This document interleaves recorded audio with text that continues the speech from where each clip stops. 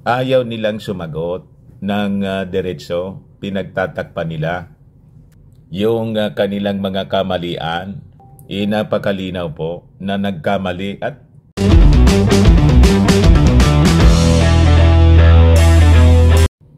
sabi ni Attorney Panelo, Salmao Sidong Panelo, yung panggigipit daw ng Kongreso sa SMNI, mag-mimitsa ng pagpoprotesta ng maraming Filipino. Asa pa kayo? Di nga lumampas ng 10 yung mga sumama sa protesta. Di ba? At yung panawagan ninyo ng support doon sa dalawang fake news peddlers, hindi man po pinakikinggan ng mga tao. Alam kasi nila na tama yung ginagawa ng Kongreso. Ito yung sabi ni Panelo, mga kababayan. Attorney Salvador Panelo, panggigipit ng Kongreso sa SMNI, magmimitsa ng pagprotesta ng maraming Filipino. Asa pa kayo na mabibilog ninyo yung isipan ng mga mamamayang Filipino. But before ko mga kababayan ibigay sa inyo yung full story, click subscribe muna dito sa ating YouTube channel and hit the notification bell para lagi kayong updated sa mga kaganapan dito sa ating bansa. Like and share na rin po ninyo ng ating video. At wag na rin po ninyo mga kababayan na skip yung ating mga commercial ads para tuloy-tuloy lang ang pag-unlad ng bagong Pilipinas. Sa mga naghahanap pala ng malinis and spacious fitness gym, punta lang po kayo sa aming Colossal Fitness Gym.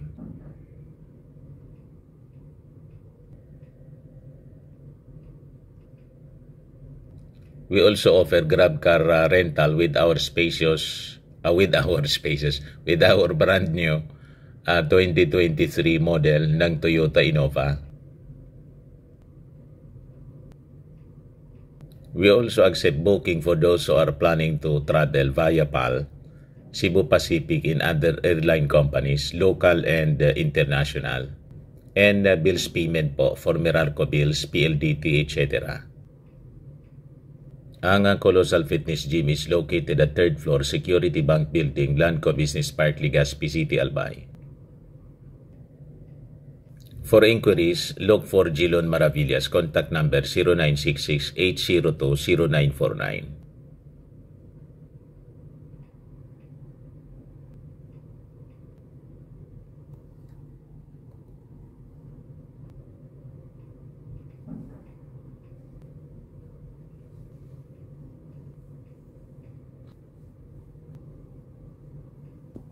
Ayos pa. Ayos na Mr. Maravillas. Itong sabi ni Panelo, assuming na abogado. Kala niya, mapapaniwala niya yung mga mamamayang Filipino at so-support po sa SMNI.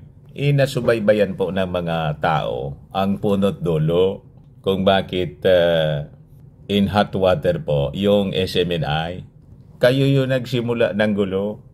Kayo yung umatake ng umatake. Kayo yung nanira. Hindi ninyo malilinlang ang mga mamamayang Filipino.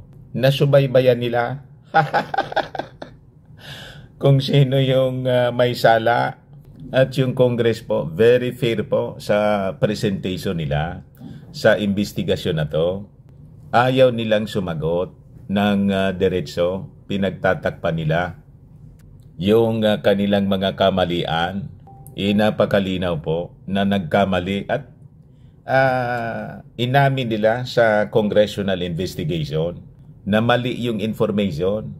Walang 1.8 billion pesos na winalda si Martin Romualdez.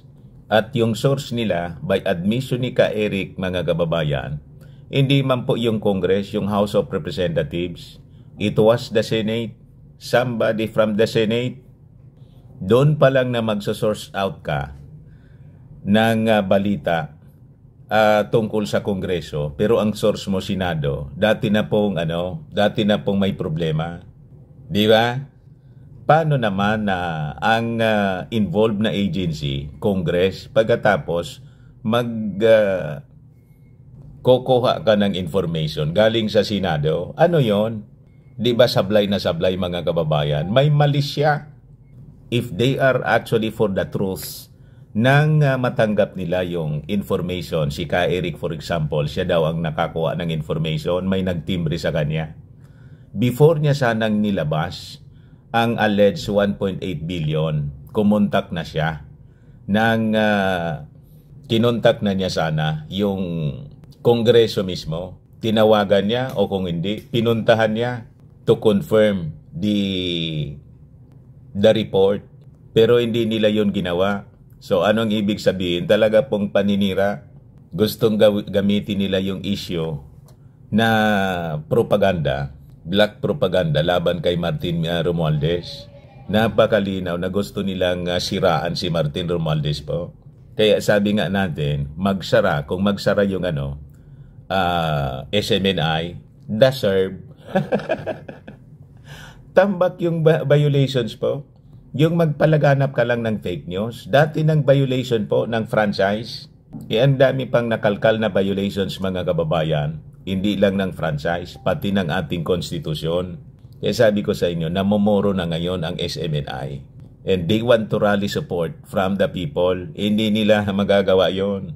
Hindi nila malilin lang ang mga mamamayang Filipino kasi mulat na po. Nasubaybayan nila ang istorya. Kaya huwag kami panelo. Ito yung sabi niya rito. Kamara de Representantes, tingnan niyo naman ang kalakaran ng inyong mga ipinakulong. Ilagay ninyo ang mga sarili niyo sa kanila. Imukhang hindi ho makatao yan. Tama na yung binigyan ninyo sila ng leksyon at idemanda nyo kung talagang mayroong kasalanan para malaman natin kung mayroon ngang kasalanan o wala. Sapagkat yun ay in the realm of speculation pa lang.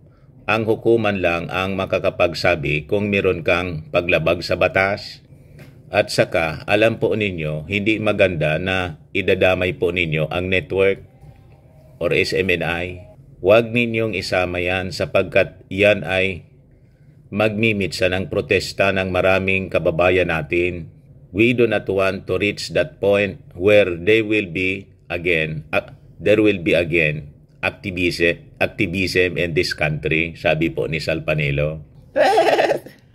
Natatakot kasi kayo na magsara yung SMNI kasi mawawalan kayo ng mouthpiece.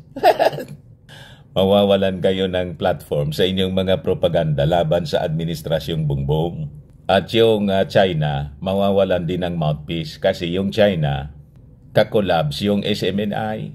Ngayon, under investigation na rin. Sa pagpapatuloy ng congressional investigation, kinakalkal na ng mga congressmen kung saan kumukuha ng support ng talent fee, saan galing ang talent fee ng dalawang fake news peddlers. Kasi inamin ng SMNI attorney na wala man sponsor yung dalawang fake news peddlers. O, di ba? Ngayon, yung talent fee nila na 100,000 pesos each, saan galing? Yun ang aabangan natin bukas mga kababayan. Baka niya Mr. Maravillas galing kay Xi Jinping. Hindi natin alam. Ngayon, itong warning po ninyo, Atty. Sal Panelo, malayo po na makakuha kayo ng support sa mga mamamayang Filipino. Nakita na namin yung mga nagprotest, hindi nga lumampas ng 10. What?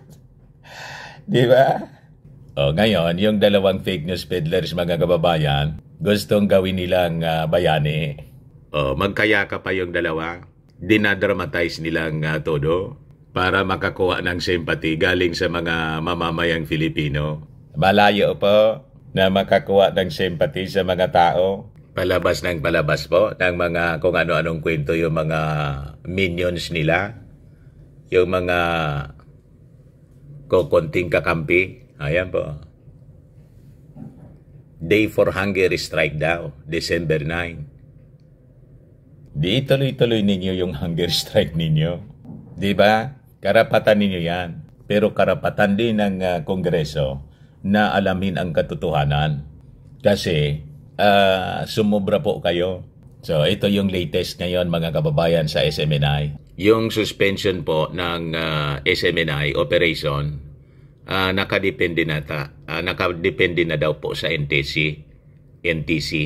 Sabi ni Johnny Pimentel, Congressman, we already passed a resolution urging the NTC to suspend the airing of SMNI. It is now up to the NTC whether they will act on it. Sabi naman po ni Migs Nograles, pending the recommendation of the Committee on Legislative Franchises on the alleged violations of SMNI, it is the duty of the National Telecommunications Commission, NTC, to immediately stop the deliberate dissemination of false information. Kasi tuloy-tuloy pa sila sa kanilang mga black propaganda. So yun po mga kababayan, ang mga developments ng balita. Ako po si Dante Maravillas. Bye-bye. God bless.